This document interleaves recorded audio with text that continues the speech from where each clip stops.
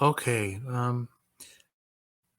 This you that to play with the guys from Raging Bullets. I met them back in it's been 15 years because I first found out about them when I was moving up to Albany, and that was about 15 years ago. So, and I want to apologize to both Sean and Jim. We recorded this back in November, but because of just life in general and stuff, I have been holding to it and never got around to releasing it. So I know that they're celebrating an anniversary, so I thought this would be a good time to get it on. It was catching up with them and hope to hear back from them soon. All right, enjoy.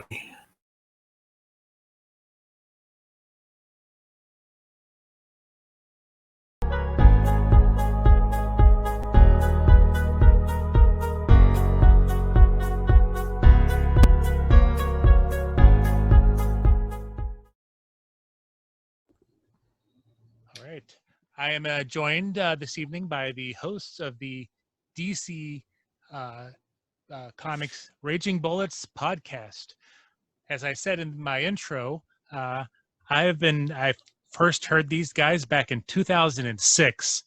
I was moving to Albany, New York, and I was looking for something to listen to on the long 12-hour trip up on the road.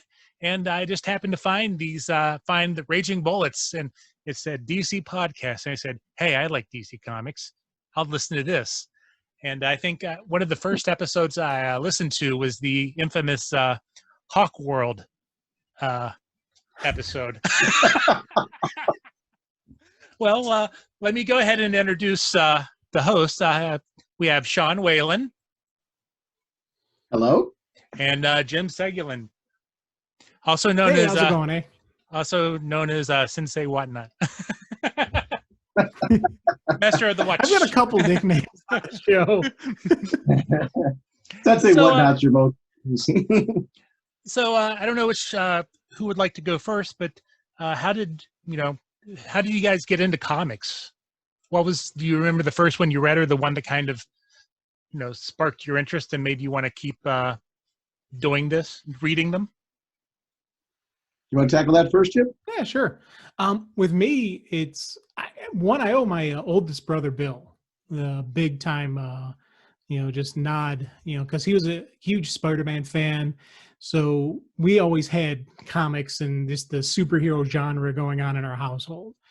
So he was the first one really to get me going. And I never was a big Spidey guy. I liked the cartoon, the Spider Friends. Remember that one with Spider-Man and Iceman and Firestar? But for book wise, for me it was the X books.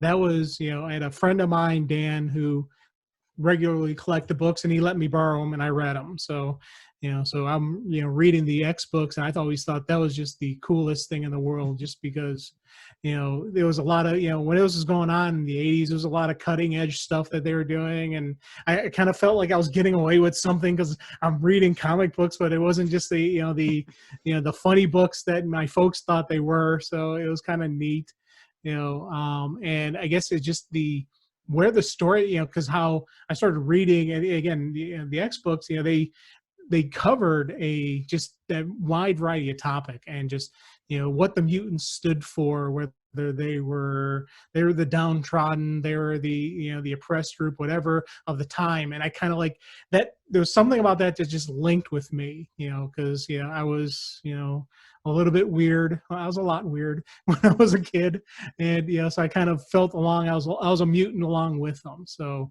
that right there was the big part of it. Just that getting groove. And then as I grew older, it was what books I was talking about with people. Like I was an X for the longest time. When I went to college, my buddy in college was a DC fan. And that's actually how I really started reading DC, because he had DC books and he'd let me read his books. And we talk Batman and Superman, and I'd hang out at the college comic shop and just talk to people about books. And so it was always just, for me, the thing that kept me going is that interaction, that sociable aspect of the books, of the reading? For me, it was media that dragged me in first. It was, as a kid growing up, it was very young. It was the Batman 66 show was in reruns.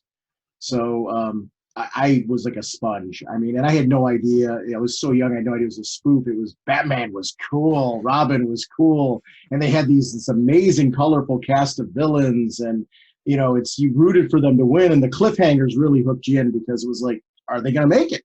And you had, as a kid, I'm like, it was a sponge for this.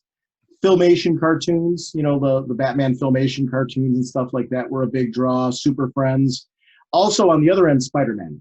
Spider-Man 60s, that cartoon, Spider-Man, that cartoon just completely captivated me. So they're my two big heroes. It was Batman and Spider-Man were really the ones that were a draw.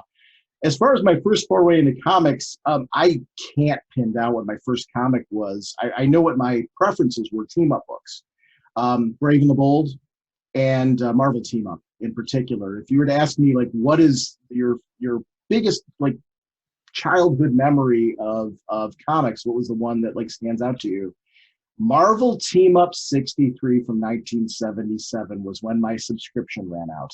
Claremont and Burns, Spider-Man and Iron Fist, the first of a two-parter.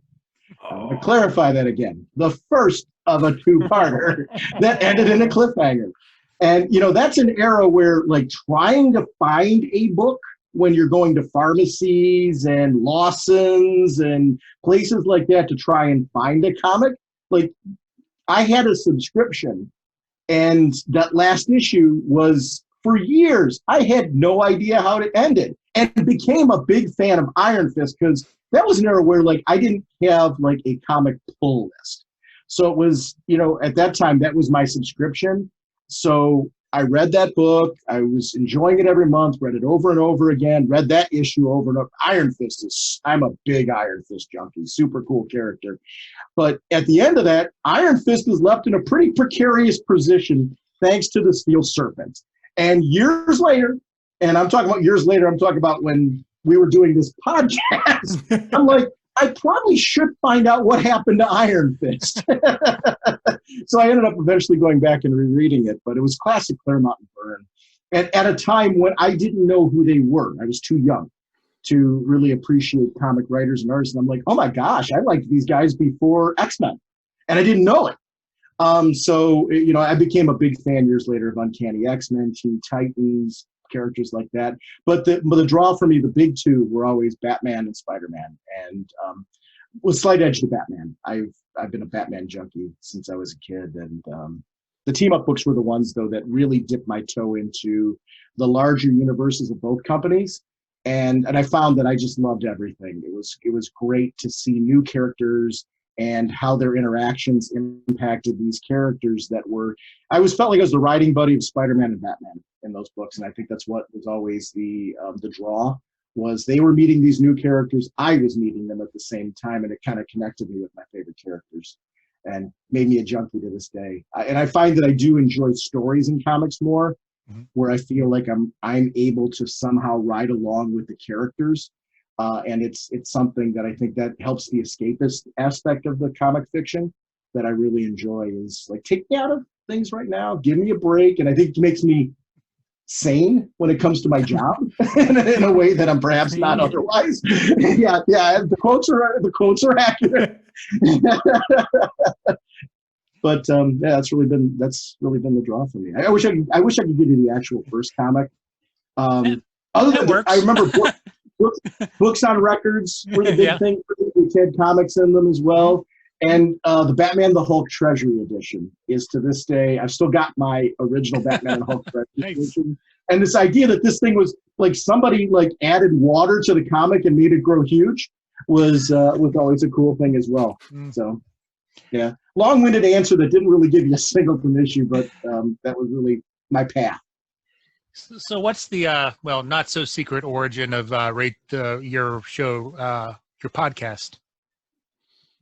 So it really started with me listening to Comic Geek Speak, and at the time I was just dipping my toe into podcasts, and I'm like, my gosh, there's ones about comics. So I listened to Comic Geek Speak, and from episode 1, and just fell in love with it. It was two guys just talking about comics. Then they started including more of their friends. And I listened to the podcast. I went to one of their anniversary shows. And through that process, what I found was I wanted to do more. And I was trying to find a way where I wanted to do more, but I didn't want to do their show because they were doing their show so well. I don't want to like try and be Comic Geek Speak Light. I wanted to like do something different. At the time, there weren't podcasts out there really doing other companies, you know, like in doing specific focuses on that. And nobody was doing like a DC focused podcast at the time. So when I was looking at Marvel and DC, Indie Spinner Rack was coming on the scene. So I'm like, well, I don't want to do that because they're doing that. I wanted to do something that was unique. So when I was looking at the big two, Marvel and DC, I went with the underdog. And and that's also admittedly the Batman fee, you know, kind of pulled me over, my little bit of a Batman edge. But this easily could have been a Marvel podcast or an indie podcast. I'm glad it went the way that it did because I really loved it. And then as where it went from there was, and Jim, you might be able to elaborate more on this piece, I was looking at the time at a rotating cast of co-hosts because I didn't know of anybody that would be like, that would want to commit to it weekly. At least I thought. So as I was thinking through the process, I'm thinking through, okay, let me think through my friends. And I'm like, well, if I rotate them through, perhaps they can be my victims on a regular basis. And I can, you know, and maintain the podcast by rotating co-hosts with me. I knew I wanted somebody with me because talking on my own, as you can hear, I can ramble on, and it's nice to have a break from that. So I figured having a co-host for that purpose. And truthfully, the first person I thought of was Jim, because Jim is one of my most loyal friends. He's a guy you can always count on. And I figured, like, if I ask him, he'll be too kind to say no, even if he wants to. So, so I booked him and reeled him in, and it just felt good. Really from the first episode. But Jim, why don't you tell what it looked like from your end, because you're going to tell, I'm going to like poorly tell what your end looked like, because No, I'm the mad scientist that gave you my scheme on this one, and you somehow went along with it. Yeah, I had no idea what a podcast was, you know, going into this. You had mentioned Comic Geek Speak, you know, a couple times, and you tried to explain to me what it was, and you're like, it's like talk radio, but it's not on the radio. I'm like, oh, okay. You know, and I'm a fan of talk radio. And then when you asked about the podcast, I was like, I'm a fan of talk radio. I really like talking comic books, so let's go for it. And Sean's like, I'll let you borrow the book so you don't have to buy it. So when the show started, I was anything we did, I borrowed from Sean. I borrowed it, read, took detailed notes, and then returned the book back to Sean. And it was funny because you think back to just how much prep work we went into this. You know, and initially when the show first started, I didn't have a pull list. I wasn't buying anything. I'd stopped collecting comics. You know, with me, when I went to college, I collected. When I left college, I stopped for a little while, and then I got back into it kind of slightly, and then I stopped it again. And then Sean and I were hanging out, we're watching wrestling, and it was at one of the pay-per-views when Sean asked me if I wanted to, you know, just do this. I'm like, yeah, sure, what the heck? You know, it'd be kind of fun. It'd be kind of neat, you know, and it was funny because as I was reading the books, I was remembering again how much I enjoyed reading comics. And then as I was getting ready, I'm taking detailed notes, and I'm like, I wonder if Sean's going into this much detail as I am. And when I got there, he had like 6 times the number of pages I had. So like, okay, so it wasn't just me. Okay, I'm not the only crazy one here. Sean actually was in on this as well. And just when we were recording, man, that was just the funnest thing. I was just having a ball. And I was like, oh God, we got to do this again. And I remember when we got done recording, we're like, yeah, we got to do this again. Yeah, oh yeah. You know, and it was just, you know, we knew right then and there after that first recording, no more rotating cast. This is going to be us. And, you know, and that, you know, from then on, I just, you know, it's every week getting ready. And then after a little while, I started getting my own pull list. I started getting my own books, you know, and I remember because it started off, I had a monthly budget of like only $20. And that $20 monthly budget quickly went to $20 a week, which quickly went to everything DC did.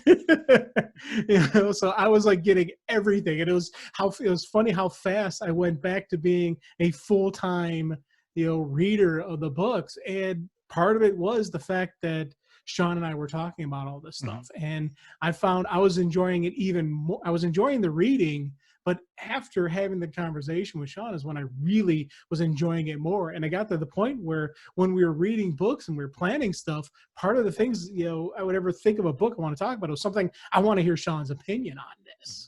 Because I knew we look at life a little differently, and I knew it'd be a fun talk. And it just after that, everything just kept snowballing and growing. This monster just kept growing. And for me, the draw of that was being able to talk to somebody who was a non-reader for years.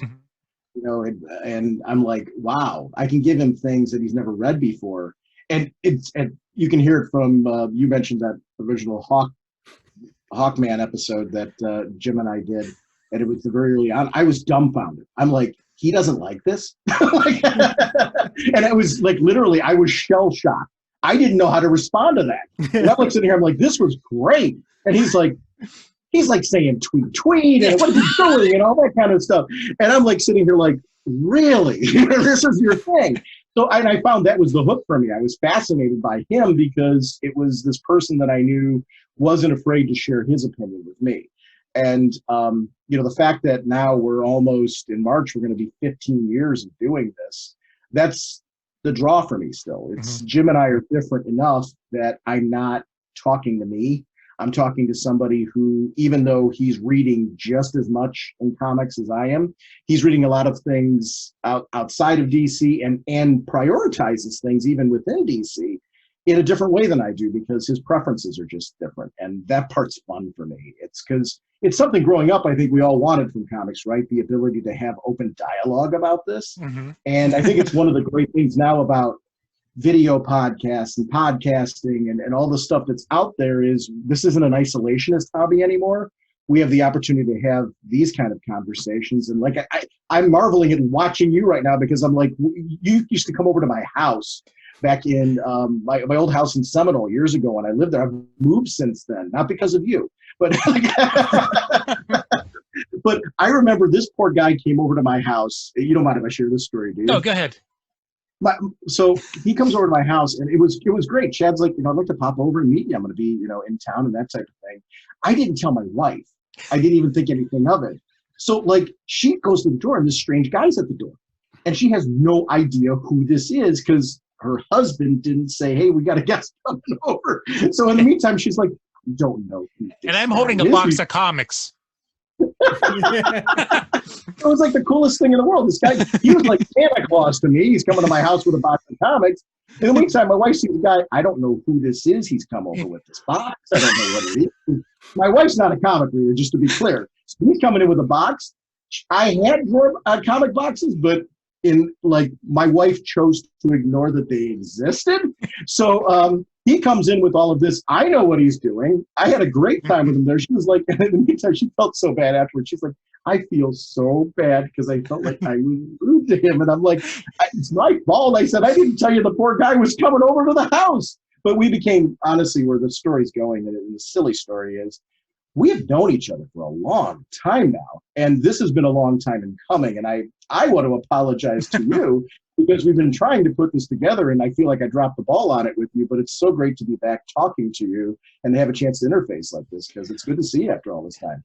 Yeah, I know that back in 2015, you weren't able to make it to the CGS, the last CGS event. And, that's kind of, where we, first met in person was episode 200. Yeah. Because the way I came into Comic Geek Speak was I somehow missed. It was after episode 100, and like the weekend, like the week of the 200 event, I heard and said, "Oh yeah, we're having this event, the 200 episode recording in Reading." I was like, I live in Albany. I live by myself. I don't have anything else to do. I'm going to drive down to Pennsylvania and, go down. Of course, I also drove back that night, got home about 3 o'clock in the morning, which is probably one of the stupidest things I've ever done, but but it was worth it. I gotta say, I aside from that last event, I went to all of the CGS events, and one thing I've got to say about those events were not only the CGS cast, but everybody who attended, one nicer person after another. It's one of the nice things I will say about the community overall that listens to, reads comics, listens to podcasts, the pop culture community that we're all a part of. Oh my gosh, what a great group of people. I mean, one person after another that you meet, and it's just, I miss those events because it felt like you were part of this super cool club of people, because I think one of the nice parts about them is they were intimate. And if you went to a few of them, you started to get to know people that like you would get to see over and over again. And it really was an event to get together and gather and hang out with friends. So I'll always appreciate the fact that those guys had the foresight to say, hey, let's try to put together a few things for people to be able to meet. And they turned it into a convention, and it was very successful and very cool.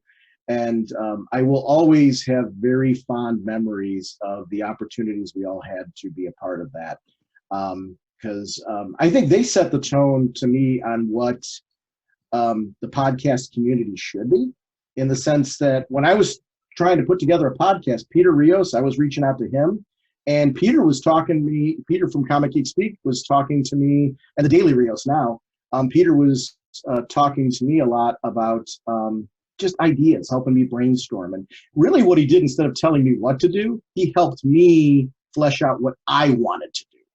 And I'll be forever grateful to him for that piece. And Ian Levenstein, who's now on Comic Geek Speak, Ian was afterwards instrumental from one of the Comic Geek Speak events from getting me on Geek Speak, which was a podcast that he was doing at the time, and helping me get my feet wet there as well. So just in naming those two as, two of the foundational pieces, there were so many podcasters that I became friends with afterwards that just reached out and offered advice and help and support.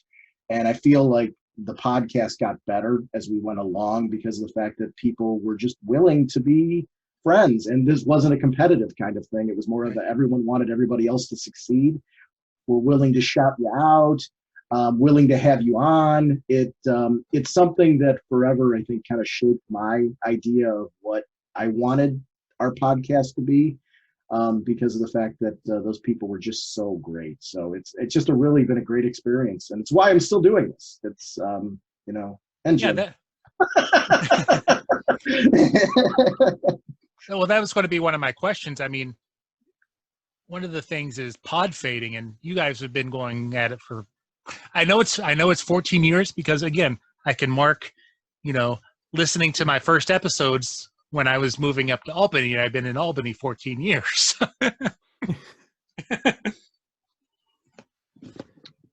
Yeah, there's been times, and Jim, you can certainly speak to this too.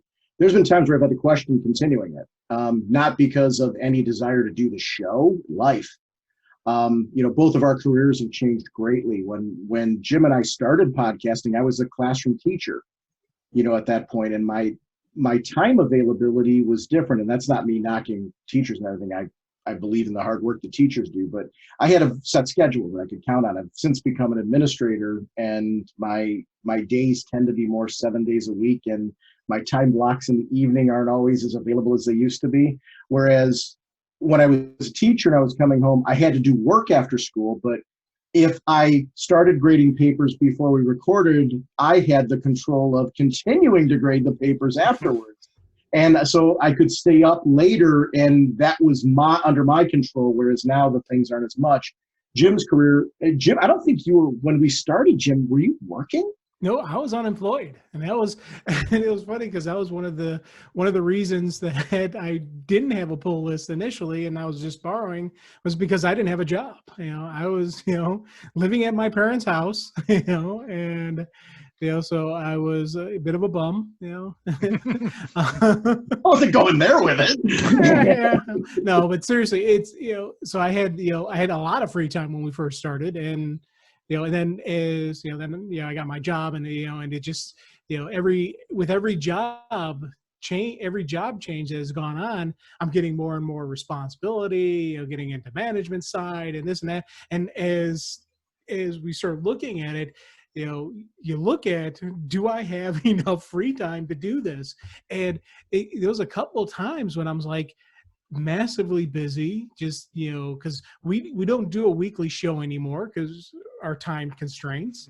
But I always we're gonna try to still, right? Yeah, we keep wanting to. I'm like, Now, are they under 3 hours?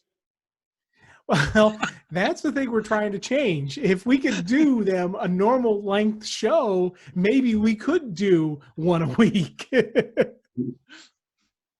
It's funny. We were recording before this our next episode, and it's the funny part now is when we first recorded, we recorded at my old house where you were at, Chad, and in the upstairs, and actually you saw the room. So it was this smallish room, and poor Jim, I put him in the corner by the door, and it was not because I was trying to punish him. It was on a folding chair in the corner because he had to be far enough away from me that I wasn't getting feedback from him. So we were like in this really tight area trying to record together. And now we record over Skype, where the technology, has changed so much now. Then you couldn't do Skype. You couldn't record back in 2006. Trying to do a podcast via Skype was not a thing. You could start dabbling and using some services to kind of do phone calls, but it was always better to have an outside device that was handling phone calls. So it was really a different time. Now, the ability to do it via Skype, but I think what's helped is when we sit down and record, first of all, we both still love comics to death. And I genuinely love recording. I mean, when we sit down and do it, like any thought of anything outside that gets in the way of recording melts away. And I love the experience. I would love to have somebody edit the show for me. That would be a great thing. But then in reality, because this guy's offered to do it 10 bazillion times, he knows I'm a control freak and would kill him. So it's my own fault because I have issues.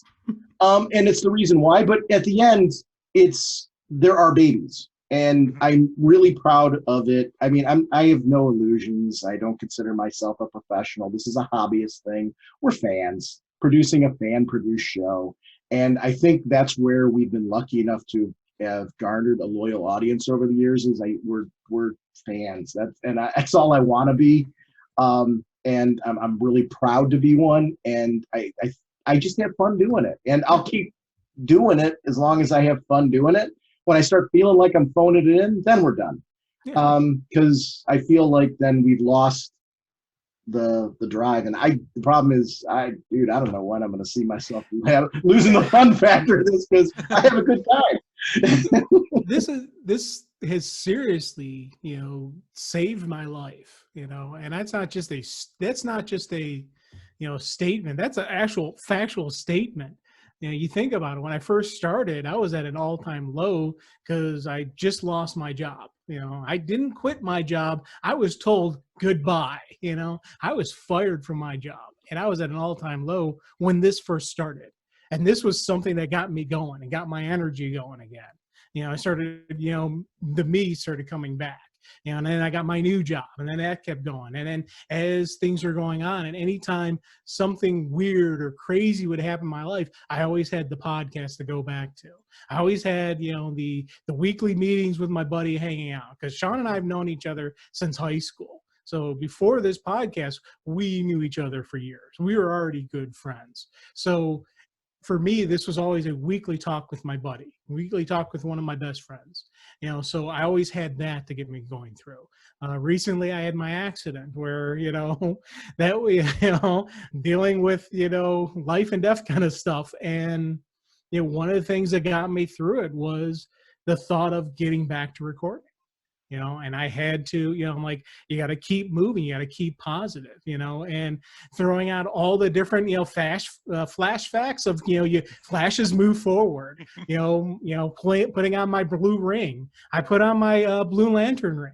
And those times when, you're getting down and I would think of stuff like this, so I don't know if I shared this on our show, Sean, but one of the things I did before going into surgery was I said a couple prayers, and that my sister-in-law was there, and she said a nice prayer over me and all that stuff. But one of the things I did do before going in there, as I'm laying there just getting ready and I was getting scared, I honestly said, "In brightest days and blackest night." I actually did the Green Lantern oath right before, my actually going under oath, before going under, because I was that terrified, and it just, it's the willpower. And it was something weird. And I kind of chuckled at myself after doing it going, Jim, that was stupid. But in reality, it's something that got me through it. And so it's, this show has been just so much more than just fun. It has been just therapy. It has been just this wonderful experience, and I'd love to do this thing every week. I'd love for us to get back to where we're constantly doing it. I want to do another 6-hour marathon, but guess what? Sean and I both can't handle it physically. At least hold on. I will break you. We will do it. You forget, those are all generated by me. I cause your pain. It's Jim mentions his accident. I don't mean to derail you, Chad, on this one.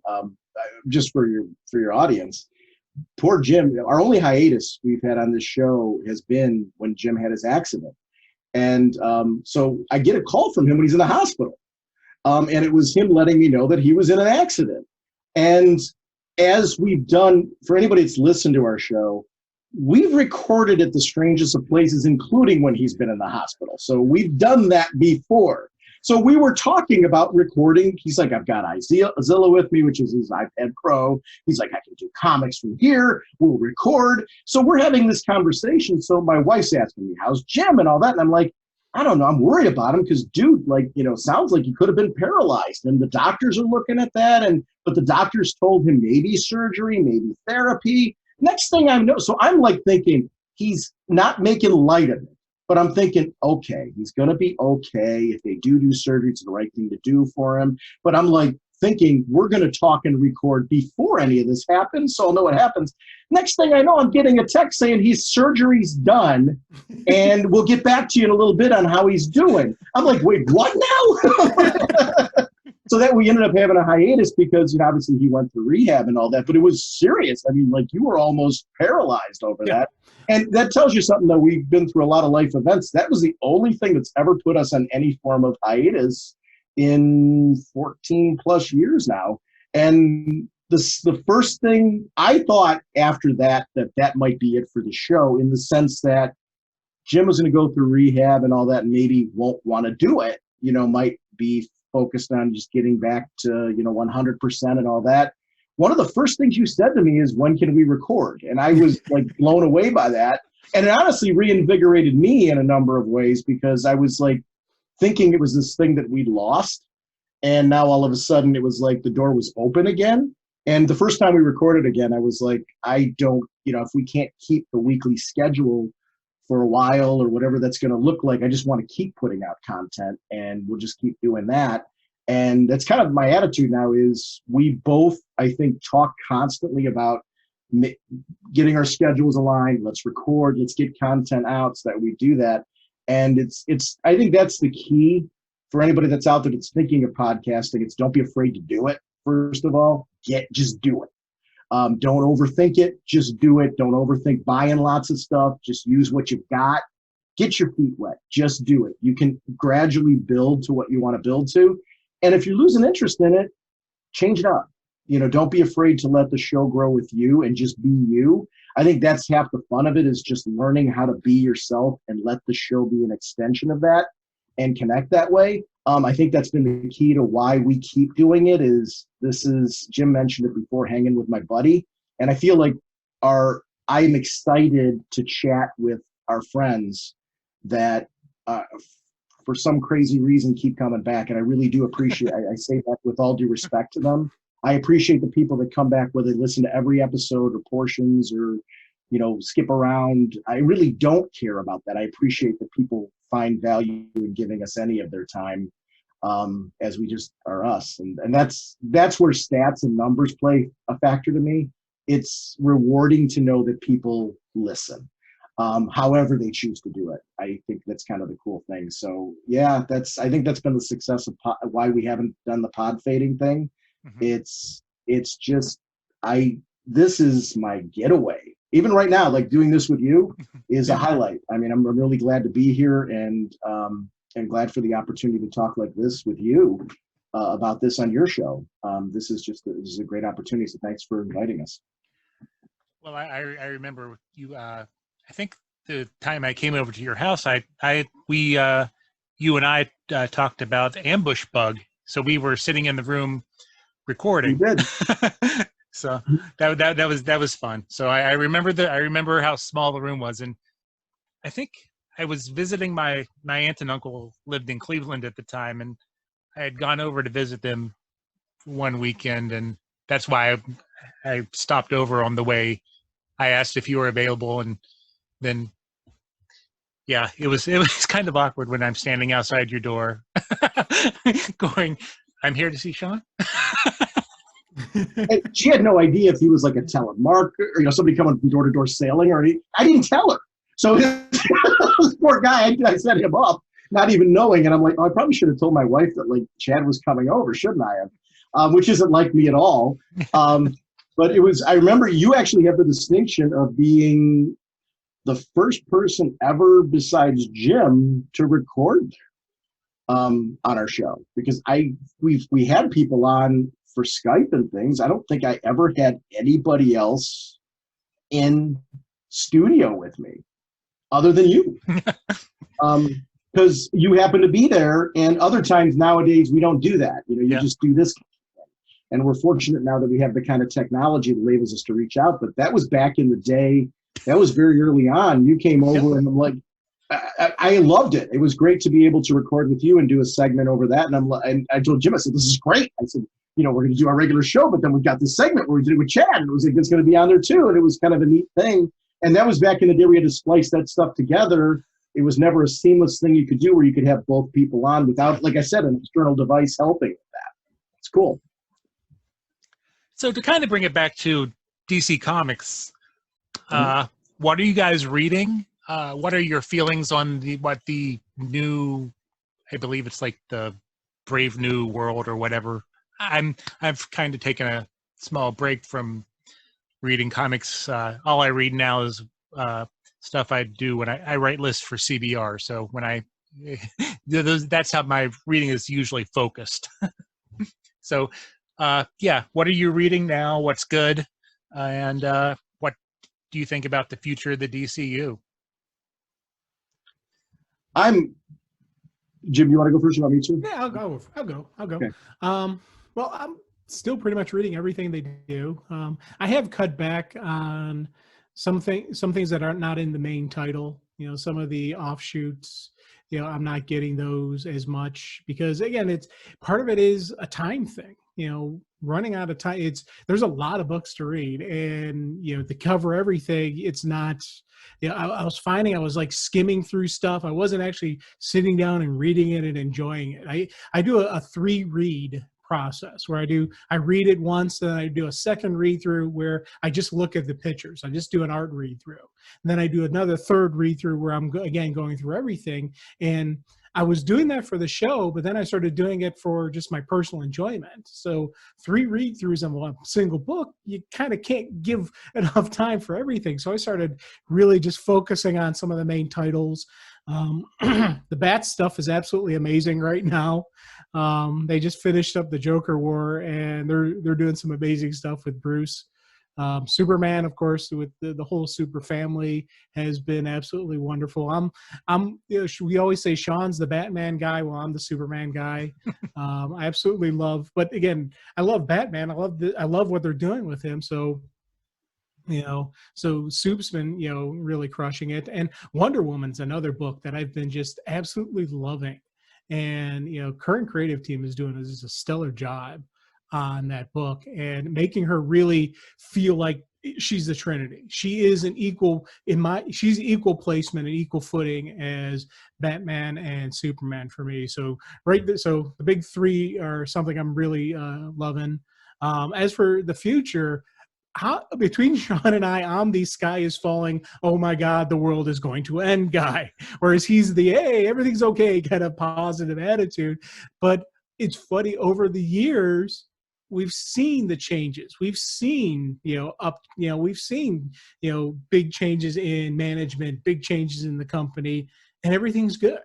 Yeah, everything lasts. And if they need to, they tailor back and they bring back stuff that, they got rid of before, but, the new stuff isn't working as well. So let's bring back the old. And so I'm not that worried about what's going to happen. I'm more or less excited for the new stories and new opportunities.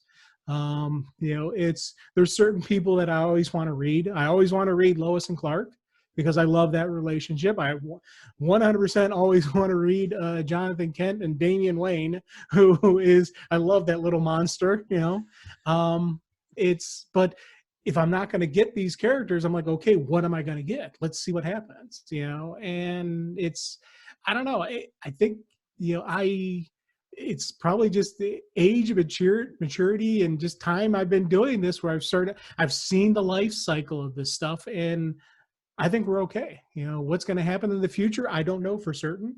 Got a couple ideas on different stuff, but in the end, it's that mystery that makes it exciting. It's that mystery of the unknown and the pursuit and the what's going to happen next. Those are the kind of stuff that I love. When there's a massive swerve in a story and I don't see it coming, and you're like, oh my God, I did not see that. That is awesome.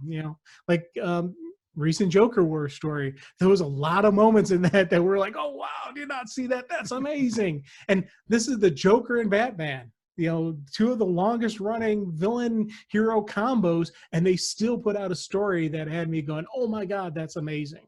So the future, I think, is looking bright, and looking forward to what happens next. I'm still reading everything, but how I'm approaching it's kind of morphed. And the reason why is just out of time.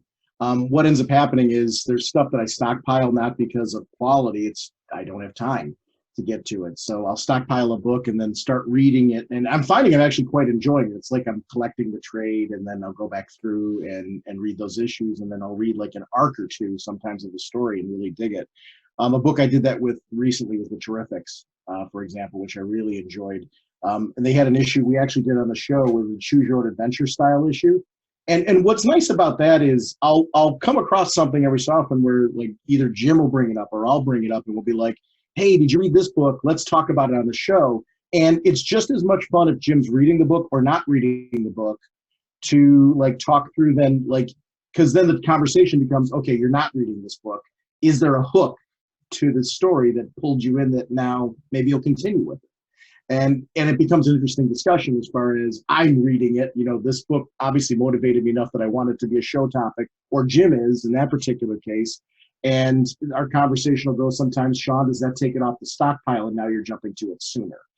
And those are the kind of discussions that come from it. But I'm trying to read everything mainly because that's not the show topics idea. I'm a big DC fan. I like all the characters. That goes back to the earlier I mentioned team up issues. I like an expanded universe. I like the smaller characters that are lesser known just as much, because sometimes you get a really cool writer or an artist on there where they're doing something unique with the character, and it's like, this is somebody who might be cutting edge. There's going to do something that like all of a sudden is going to boom.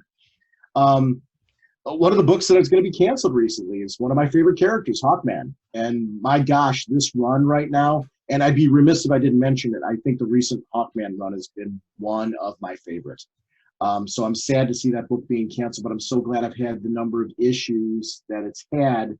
And that's where I do get excited, because anytime I hear announcements of new characters and new books that they're trying out, I like to jump on those, because, you know, that can become my next Hawkman. That can become that book where I get to follow it and hopefully get a good run out of it, where afterwards I'm like, that was 2 12-issue miniseries, for example, that gave me some real insight into a character that either I was familiar with and I'm glad to be revisiting, or maybe I never saw or had that much interest in, and now I do from that. So I like that stuff just as much as my big characters. Joker War from Batman has been phenomenal. Bendis's run on the Superman books has been great. I mean, there's some stuff they're doing. Jim mentioned Wonder Woman. I think that's gangbusters. A book that's one of my favorites and been consistent since basically since the New 52 kicked off, The Flash. It's a book that has enjoyed over many years some really terrific, substantial runs. And I think it's something, yeah, exactly.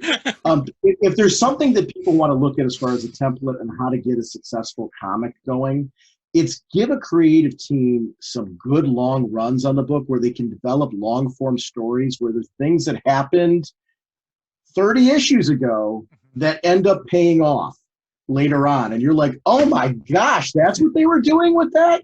And that stuff is great. And Flash has been a title for some reason. I think, I hate hazard to say it, out of all others that have enjoyed some really substantially long runs of some great creators who have been able to do some long form stories that arcs have had sequels that have built on things that they did. And the lore is phenomenal. And that's whether it was Barry Allen or Wally West or Bart Allen or, you know, whoever's in the costume.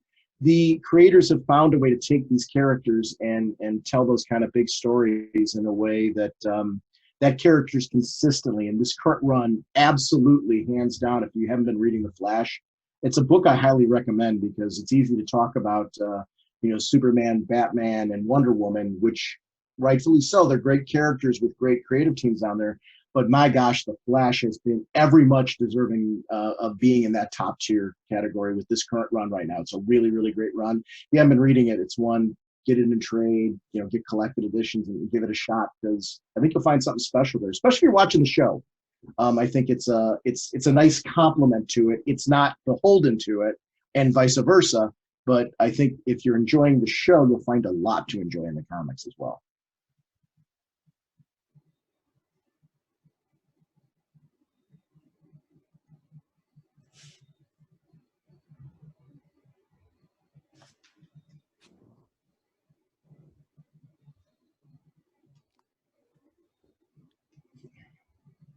Yeah, I can't hear you.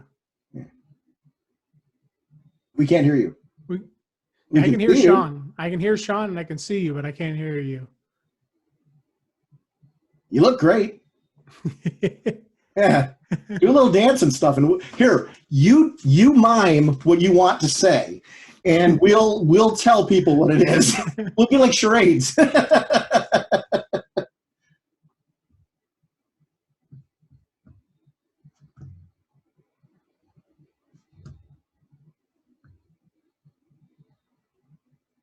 What about the TV shows? So the DC TV shows.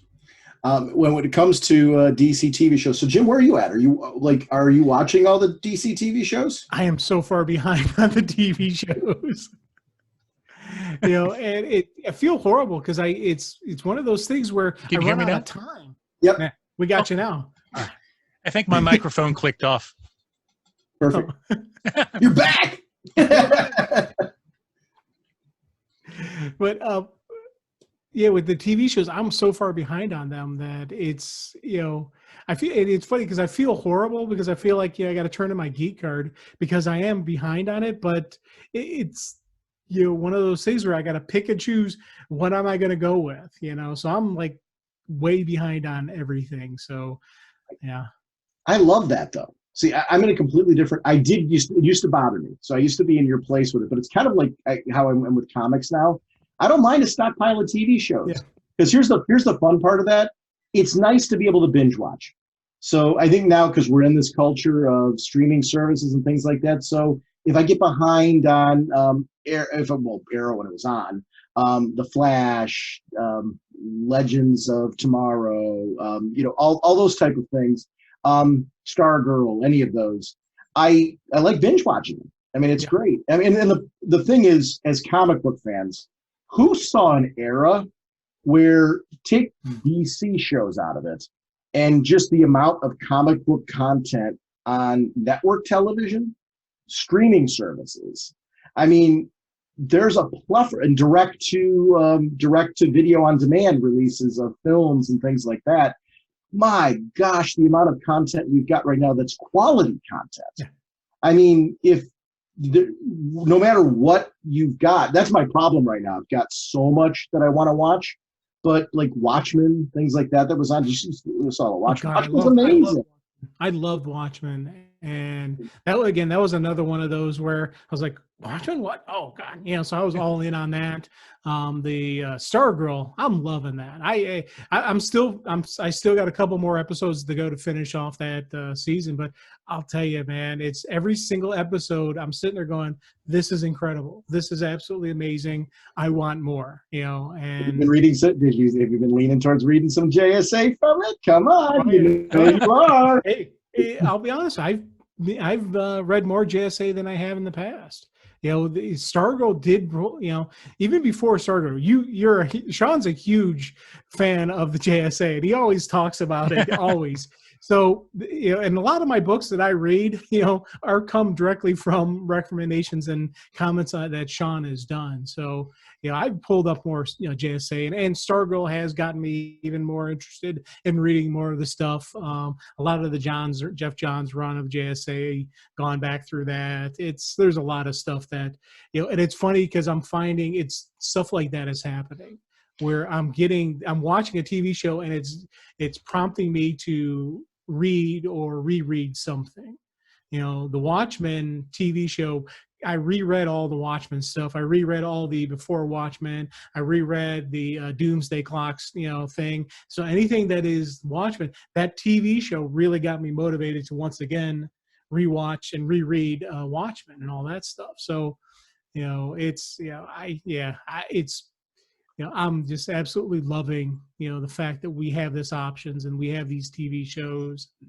And it's kind of neat that I can talk to my nieces and nephews about this, and whenever I visit them, we'll sit there and they've got like a dozen questions. Okay, what about this? And what about this and that? And it's kind of neat just hanging out with them talking. Again, I'm not talking exact comics. I'm talking the TV shows, but it's just this hobby that I love that, the next generation is getting into it, and their launch point is different than our launch point. Because you think about it, their launch point are these TV shows, and after the TV shows, now they're looking, okay, what was the source material and all that. So I think they're doing wonderful jobs with this stuff. I'm thrilled over what we're getting out of this. Yeah, I still have to check out Stargirl. Once I kind of fell off. I was doing well with the CW shows up through and just right after Crisis, and then once the real world turned into Crisis on Infinite Earths, then I kind of fell off. Stargirl is a great jumping on point for a show because it was originally created for the DC Universe app. So it's not, you could see how if they could tie it into all of that, and they might, they likely will. But for right now, it's like the first season was completely independent of that. So it's great for somebody who's like, I want to dip my toe back in, but I missed a couple seasons or something like that. You don't need to watch anything to jump into that. Right from this episode 1, it's just get and go, and you don't need to know anything. Well, I'm sure we could probably go on for hours and hours and hours talking and catching up. But we recorded before this, so we're asking before when you guys are doing next 3-hour marathon. We just did. So maybe you guys will have to come back, and we'll maybe find a topic. I'll I'll try to read something. And so, how can people, find you on the social media and podcast? Where can they find your podcast? ragingbullets.com is the best way. Our website links to, we have a Facebook group community that we're proud to be a part of, and it links to that. Twitter, Facebook is all right on there. So ragingbullets.com is really the place to do it. It's where you can find out about the podcast. If you have a podcatcher, you can just do a search for Raging Bullets, a DC Comics fan podcast. Any of your favorite podcatchers, you can grab us that way. And I know there's a lot of people that's like, hey, I just want the podcast. Let me get to that. And I do that with a lot of podcasts. So if you're looking to subscribe, just search for Raging Bullets. You'll find us, and we'll pop right up. And appreciate you checking us out. Well, if you don't have anything else, want to thank you for taking the time to chat and catch up. It was great. Hopefully, we'll be able to meet again in person sometime soon. Oh yeah, Yeah. I'm looking forward to that. Absolutely, and like you said, if you ever want to invite us back, I would certainly be up for it. It's always good to talk to you, and I really appreciated this opportunity. This was a lot of fun. Well, I just want to say, stay safe and stay healthy, and we'll hopefully get to meet in person again soon, because those are great times. Long overdue, aren't we, buddy? Yes. We can blame the Comic Geek Speak guys. Yeah, they took away our fun. It's like, no, we seriously gotta find an event soon and go and hook up, because it's been the 15-year anniversary of Raging Bullets at your house. Sure, come on over. I won't tell my wife. It'll be a lot of fun.